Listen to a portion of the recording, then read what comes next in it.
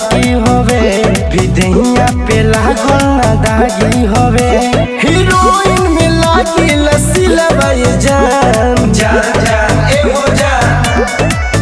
आजमगढ़ जिलावा में दिलवा लागल बाए जान। हाँ आजमगढ़ जिलावा में दिलवा लागल बाए जान।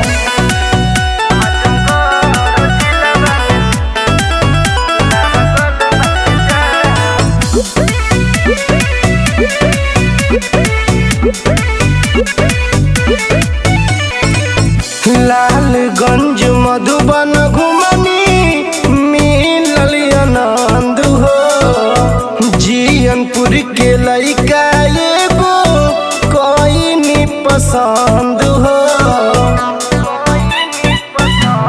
का कहूं। लालगंज मधुबन घुमनी मिलल आनंद हो जियनपुर के लइका एगो कोई पसंद हो पूरा दिल्ली के घुमनी हो किला बाए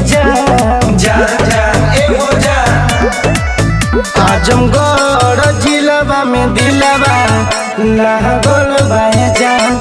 हाँ आजमगढ़ जिलावा में दिलवा लागल बाए जान।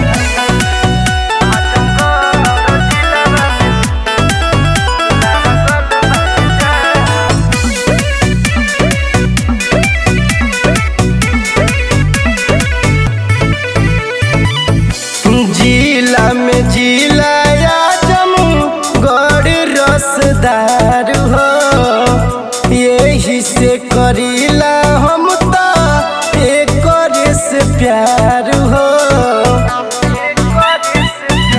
सुना जिला में जिला आजमगढ़ रंगदार हो यही से करीले हम तो से प्यार हो। मंसूरी रिकेश रघु खिलवाए जान आजमगढ़ जिलावा में दिलवा लागल बाए जान। हाँ आजमगढ़ जिलावा में दिलवा